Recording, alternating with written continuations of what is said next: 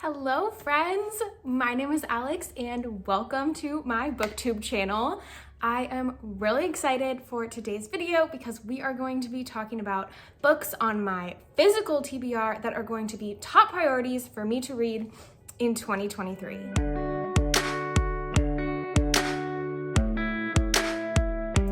So based on the goals that I set in my 2023 goals video, which I will link for you if you have not yet seen it, I didn't want to do the typical like 23 books for 2023 or 2023 TBR type of video. I'm not great at sticking to TBRs anyways, but instead I looked at my shelves and tried to pick out books that I already owned that I am super disappointed that I have not read yet already. And as I was looking at my shelves, trying to figure out what those were and kind of really sticking to my goal of reading books that I am super convinced that I am going to love, the ones that I ended up picking out fell into two categories. Those are either sequels or continuations of series that I have already started and loved and given the first book, 4 or 5 stars. So I have sequels that I don't know why I have not read them yet, and I'm so mad at myself for not reading them. So that is one of the categories that we will get into. And then another category is series that I have bought the entire series already, completely confident that I am going to love it. Haven't read a single book from the series yet. Why do I do this to myself? So I picked out these books that are sequels that I'm convinced I'm going to love, or series that I'm convinced I'm going to love yet still haven't read, and those are the books that we're going to be talking about today, and hopefully I will read a majority of these in 2023. But like I said, I am pretty awful at sticking to TBRs, so who knows, maybe I'll do a video at the end of the year talking about whether I read any of these books, but I'm setting myself up for success because the first sequel that we are going to talk about is one that I'm currently reading. So at least one of the books on this list will get read this year, and that is Bloodmarked by Tracy Deonn, the sequel to Legendborn. I am currently reading this book.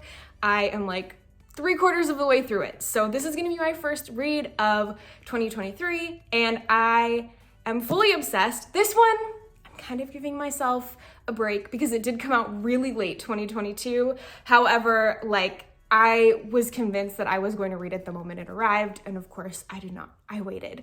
But I am reading it now, and it is so freaking good. If you don't know, Legendborn is a contemporary YA fantasy with some Arthurian legend mixed in there, as well as a lot of Black culture from our author Tracy Deonn, and there are some really heavy, hard-hitting topics in this. There have been some moments in this book that have just been really crushing to read, but Tracy Deonn is such a talented and gifted writer, and I am obsessed with our characters. I love Bree, love Sal, love Alice. So anyways, highly recommend Legendborn if you have not read it, and Bloodmarked is one of my top priority books for 2023, which is my current read. So yay for me, one book on this list will get read.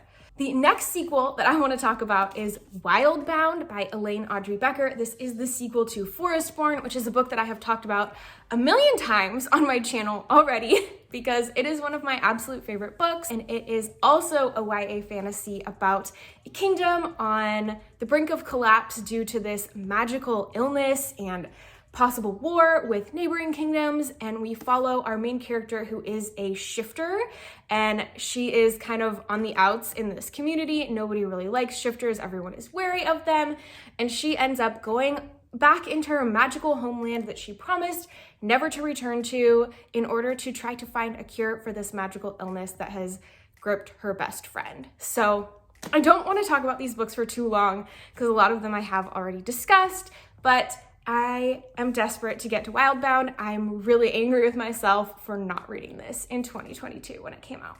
I even reread Forestborn in anticipation of reading this, and then somehow still didn't get to it. So I don't know what's wrong with me, but I desperately need to read this book.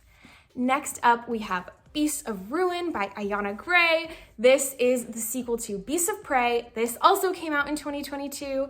And of course, I had every good intention to read this when it showed up on my door after I pre-ordered it well in advance. And of course, another 2022 fail that I did not read Beasts of Ruin. This is yet another YA fantasy series that I am just really, really loving. We follow this kingdom where magic has kind of disappeared for a long time until our main character discovers that she might have some magical powers of her own. And we follow a second main character who is a warrior and is kind of on the brink of becoming disgraced by his community.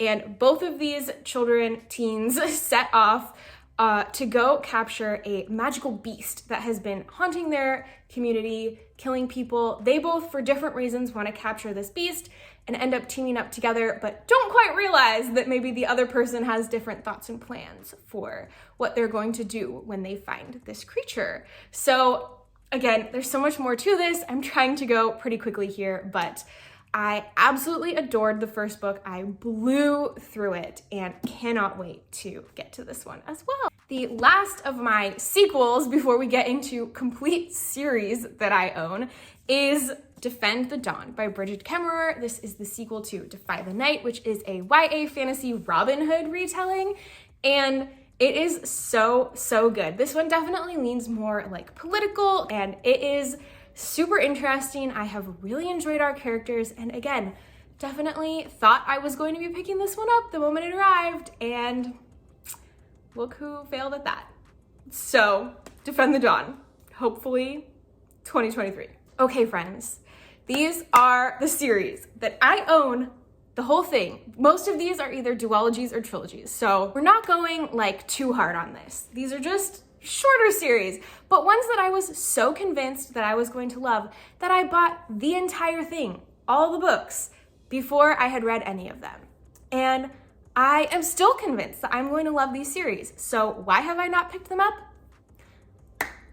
Your guess is as good as mine. I don't know. So let's jump into them, starting with the Strange the Dreamer duology by Laini Taylor. This duology I bought pretty recently. I've talked about it in a couple of videos. I am so excited to get into it. Laini Taylor is an author that I have never read, but have been really interested in reading for a long time.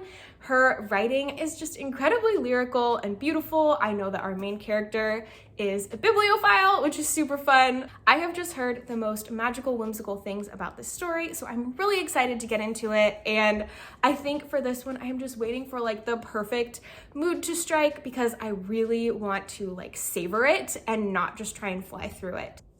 One of my goals for this year is to kind of slow down on my reading and really enjoy the books that I'm reading versus just trying to get through a ton.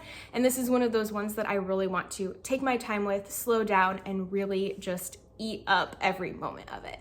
Next, we have a trilogy that I am so excited about. My husband got it for me for Christmas a year ago, and I was convinced I'm gonna pick these up right away. I think I put them on my January TBR for 2022. Did I read them? No, I did not. We have The Gilded Wolves by Roshani Chachki. These books sound so amazing. I have heard them compared to Six of Crows, and then I've heard people say that that comparison is completely wrong, but I know we have magic, I know we have a heist, I know we have like European cities, and this one is set in Paris, and then we have different settings for all the other ones. We have found family, which obviously I love, and I have just heard the most wonderful things about this series from people that I really, really trust. So I think of the series, this is probably the one I'm hoping to get to like earliest in the year. Gosh, I'm gonna kick myself in the butt for saying this later because watch me not even read these. I really want to read these so badly. They sound so good, and I own all three of them. Haven't picked up a single one yet. Okay, now we have, I think, probably my most intimidating ones. These are some chunky books. This is the Daevabad trilogy by S.A. Chakraborty, and these are massive books. They are really thick. They are adult fantasy, so they're definitely going to be another one of those ones that I probably need to take more time with to savor and enjoy, but I am so excited about these. I think I bought these in like mid-2020, and I still have yet to read them, so maybe it was 2021. Who knows? But I have yet to read these, and I am really looking forward to them. These are kind of a Middle Eastern fantasy. Honestly, I know very little about the story, and I'm really okay with that. I think these are ones that I am fine going in pretty blind. Obviously, I bought them all, so when I read the synopsis, it sounded good, and I thought I wanted to read it. I think I picked these up shortly after reading The Ember and the Ashes Quartet, just wanting something with similar vibes, and for whatever reason, reading the synopsis gave me similar vibes to that. So who knows if that is accurate in the slightest, but these are a trilogy that I am really hoping to get to this year. This author also has a new series that is beginning this year that also sounds incredible. I am really trying to convince myself that I cannot buy the first book in that series though until I read these. We'll see how good my self-control is. Next up is the final trilogy. Then we've got some more duologies. This is the Shades of Magic trilogy by V.E. Schwab. I have heard wonderful things about this as well, which is why I bought the box set a gazillion years ago. And look at me, haven't read it yet. It sounds amazing. I know that we are in a world where there are like 4 different versions of London with different magical abilities or types of magic or amounts of magic in them. I think it's red, black, white, and gray London. What that means, I really don't know. And we follow a character who can magically get between these Londons, which is not a common thing. Like, people are stuck in the London that they live in, but this character can move around between them. And that's really, again, all I know about this, all I remember about this, because it's been so long since I purchased them.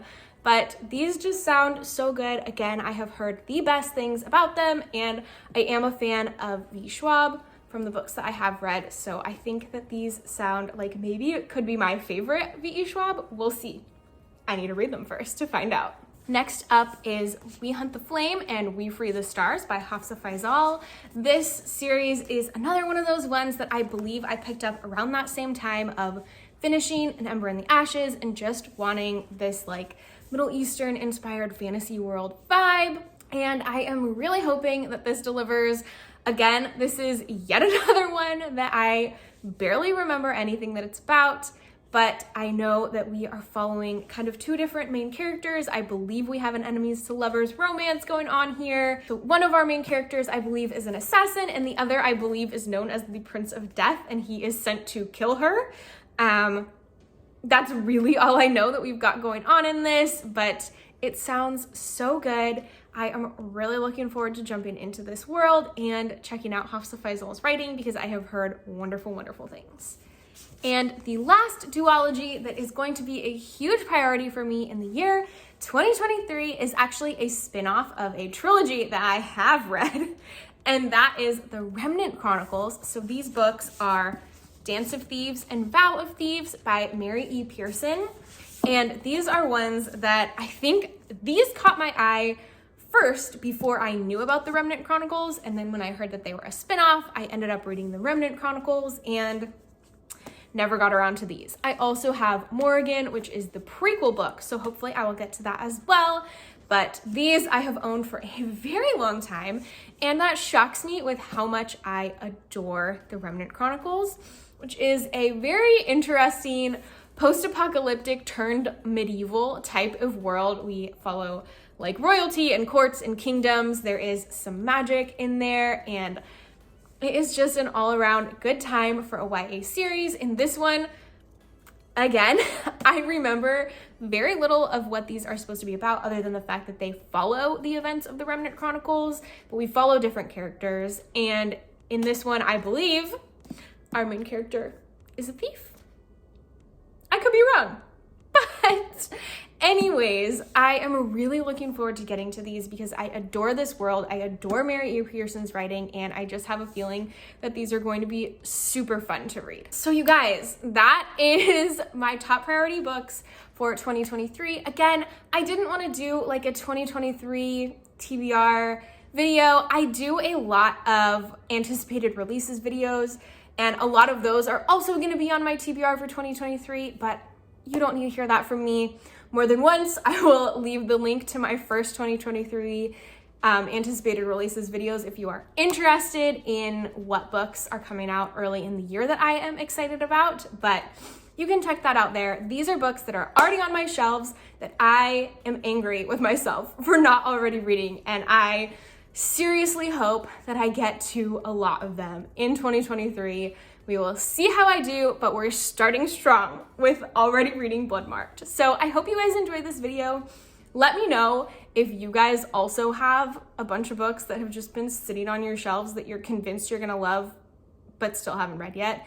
Please tell me I'm not alone. If you have read any of these and think that I would love them, please let me know so that I can prioritize those ones first and get off to a good start with 2023. So thank you so much for watching this video. Please like it if you have enjoyed it, subscribe to my channel if you would like to, and I will talk to you guys in the next one. Bye, friends.